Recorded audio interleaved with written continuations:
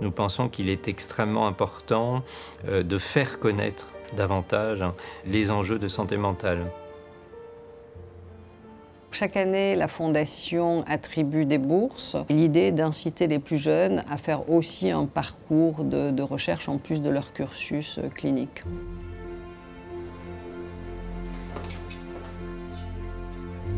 L'INM héberge une équipe de recherche fondamentale. C'est l'une des particularités du dispositif, c'est-à-dire qu'il y a dans le même lieu de la recherche fondamentale, des chercheurs et des cliniciens. On essaye vraiment de travailler ensemble au quotidien. L'enjeu, c'est que aujourd'hui, la physiopathologie des maladies psychiatriques, elle reste mal connue.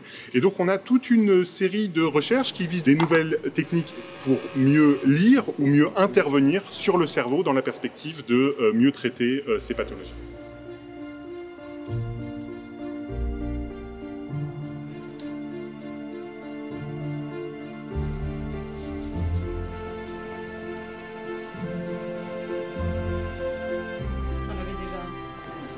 Le service hospitalo-universitaire a toujours été assez précurseur en termes de psychopharmacologie, c'est-à-dire le développement des médicaments pour les maladies psychiatriques. Les différentes indications qui ont été étudiées à ce jour, c'est la dépression, et notamment la dépression résistante, celle qui ne répond pas aux traitements antidépresseurs habituels. L'anxiété, par exemple pour les personnes qui sont en soins palliatifs et qui souffrent d'une maladie grave et incurable, et les addictions à l'alcool et au tabac.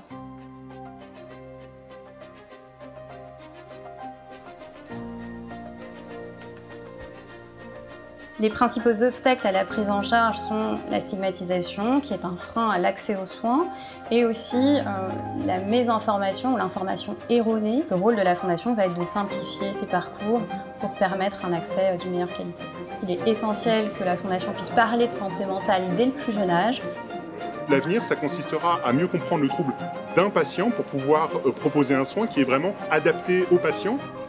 Le cerveau est un organe complexe, mais en tous les cas, les choses avancent. Il y a maintenant des études qui sont assez avancées et qui permettraient, dans les années à venir, aux industriels de présenter ces traitements comme des traitements potentiels auprès des instances. Cette année, la grande cause nationale est la santé mentale. La Fondation Pierre Deniker est encore active. Il est important que la recherche continue de se développer. Je vous invite à donner à la Fondation Pierre Deniker pour soutenir la recherche en santé mentale et accompagner tous nos efforts en psychiatrie.